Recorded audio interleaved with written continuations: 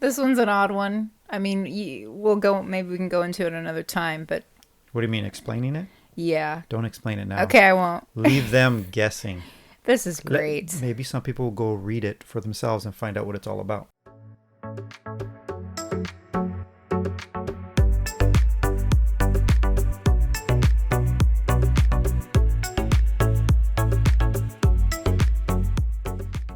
Real quick, since I'm talking about that movie once again, I want to make it clear because I probably offended a lot of people. I know some people have grew up with Barbies. Barbies. Yeah. And that's totally fine. I don't have nothing against that. It's not that. It's where they took it, the movie, what it became. Yeah. Now, if you're a fan of something, I don't care what it is, like My Little Pony, if you were a fan of that, great. Hey, they're making a live action movie of it, just like they did with Barbie, right? And they've done with a lot of things, Transformers, and they've done a lot. Some great, some live, not good.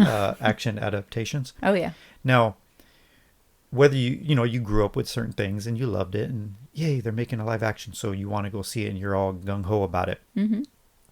But go in with discernment. Mm-hmm. Is it just the innocence of what you grew up with? Yeah. Or are they taking a whole nother direction? That's what you got to watch for. Yeah. And that's what I was trying to say. Watch out for that stuff. Because if you grew up with My Little Pony and they made a live action, yoo-hoo, let's go watch My Little Pony, I don't know how right? they're going to do that, but yeah. Let's just say they did. This is strange. This is my hypothetical. Okay. What if they did? And you were a fan of it. It was innocent. But now you go watch it, a live adaptation of it. And these, were they unicorns, the ponies, or were they just ponies? Well, there were mixes of stuff. Okay, whatever they were. These ponies, let's say they're murderers and they go around killing whatever. They have done stuff like right? that. Mm-hmm. Yes. Some adaptations, yeah. But would you take your kids to see it? Would you be like, well, I grew up with this. It's just My Little Pony. No, it's not My Little Pony. It's My Little Killers. Pony Killers. Right? My goodness. Yeah. You know what I mean? That I'm just trying to make a point. Yeah. I don't care what you grew up with. It's where are they taking it? Yeah. Mm-hmm. And yeah. So what were we talking about? Topics? We're trying to find a topic, right? I don't know. But I like how you're saying that because actually we can talk about something with that. So you really came out with the whole pony killer thing, right? And that's very blunt and in your face. And there's other things that are a little bit more subtle. And I've noticed both things in the world today where there are things that are slipping into our schools. There are things that are slipping into our churches and our homes that are so subtle that you won't even see them. And then there's other ones that are coming out full force, right? Well, oh my goodness, the veil has been torn. My eyes have been opened. Yeah. Okay, there's a couple things with that. Go so many years back. Let's say the 80s, because you love the 80s. No, I don't. So let's go back about that far. Mm-hmm. They've been sneaking this garbage in and this evil into our lives. Mm-hmm. On our screens, our television screens, and the music. And the music and books, to anything. Everywhere, right? Yeah. Magazines, wherever. News. It's everywhere. And they've been, like you said, they've been sneaking it in. Oh, yeah. Little by little. And I guess you would call it then subliminal messaging, right? Yeah. Now, what you're saying is as time has gone by and we reach up till the present time, you have went from now it's just in your face, but not for everybody. Some people, like we were talking about, I think we deleted it, but like generations. Yeah. As generations go by. Yeah. We might notice it because when I grew up, it wasn't like that. It's way different now. Yeah. So we notice it more. Yeah. But the kids today don't notice it because it's their subliminal messaging today. Mm-hmm. Even though it's in your face, a lot of families, a lot of parents haven't taught their kids good morals. Mm-hmm. And so, and they allow them to watch this and listen to that and just go, the TV's the babysitter, just go do something. Yeah. Right? Yeah.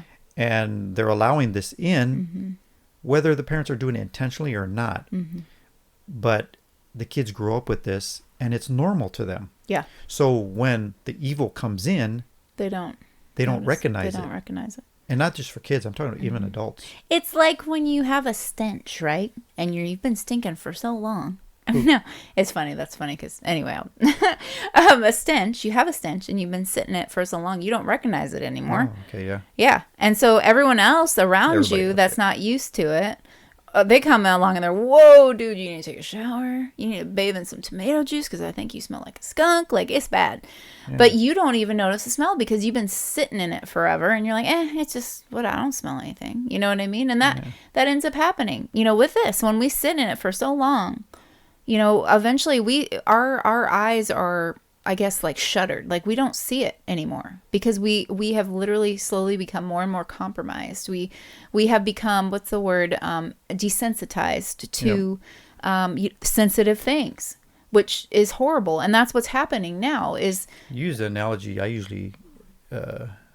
haven't done one in a while. I don't think. But that was good. Oh, good. Oh, yeah. That was good. Pat myself on the back, but I'm not going to. The stench. Right? So we got to get the stench of insensitivity or desensitization off of us, right? We got to get back in there. We got to get clean again. And I think that's the problem is there's not enough people out there, not enough of people that actually know what a clean smell smells like to actually be out there and tell other people, well, guess what? You kind of stink. And the whole world is getting used to that smell. Yeah. And that's why we can't differentiate. Now, maybe so many years ago, that smell was there. And a lot of people recognize it, but not the few that live in that smell, that they have it on them, like you said. Yeah. Right? For a long time, but everybody else is recognizing it. But now I think we're to a point where it's everywhere. Yeah. And everybody is drenched in it. Oh, yeah. So now the numbers have changed. Now it's just the few that are smelling it, recognizing it. Not enough people went up to that person and said, hey, you stink, because then it started spreading. So now when we point it out, and we have it, not to point fingers, us too. Yeah, we got the stench. We have the stench sometimes too. Yeah. But when the few point it out, they're like, they're not listened to now. You know what I mean? Yeah. Because now we're outnumbered. Democracy. And yeah. It's the one with the most votes, folks. Anyway, we're a constitutional republic, not a democracy. But anyway, just to throw that in there. Right. No, but I think that, that the stench is there, and we need to start getting clean. We need to start giving some people some soap, and that means truth. And we need some spiritual deodorant. I like that. Spiritual deodorant for, what's the word? Really bad BO. I don't know if I want to call it that because... I don't know. Yeah, maybe not. I'm not being very nice to God by saying that. Yeah. Yeah. See, we stink sometimes. But what's wrong with deodorant? I don't know. Deodorant covers it up. Okay. That's true. We need to get it clean. Let's not say deodorant. Yeah. I like that I said that because it made me think you cover right up now, the smell, you don't do the full cleanse. Yeah, okay. Let's go there. There's different ways of taking care of the stench. Yeah. One is deodorant. I know people who their pits are kicking and they put deodorant on straight over it to mask the smell. Yeah. Right? You're not getting rid of it. Yeah. You're just covering it up. Yeah. And then there's those who will take a shower and clean it up. Yes, we need to get a full cleanse, right? We need to purify. And where is that cleanse? Well, clearly it's not in the world because that's where all the stench is coming from, right? So, in fact, I think we need more than a soap. We need like a skin graft because honestly, it's permeating into our pores and every part of us. At me? I don't know. Maybe I'm looking at your armpits. I have no idea because you're talking about body odor, folks. Yeah. He smells really good, by the way. But anyway, yeah, we might need a skin graft because it's permeating the pores of our culture, of our family life, of our churches. It is not good. And we have to be willing to be the few, the remnant that stands up and says, hey, we are cleansed by the blood of Christ. It is so invasive, the stench, that it requires much more than jumping in the shower and cleaning up. It goes a lot deeper than that. And I don't know about you, but one of the biggest, most impactful things, or things I can think of that always brings to mind sacrifice is when I think of the military and they go in and they fight for us. Mm-hmm. They're giving their lives. They're putting their lives on the line for whatever reason it is. They're doing it. And that is like the biggest sacrifice, when people will literally go out. Shedding blood for me. You know, putting themselves in my place. And I mean that's the thing. And what it gets me, so we're talking about the stench and what's going on and what's kind of coming through in our culture today and our society today.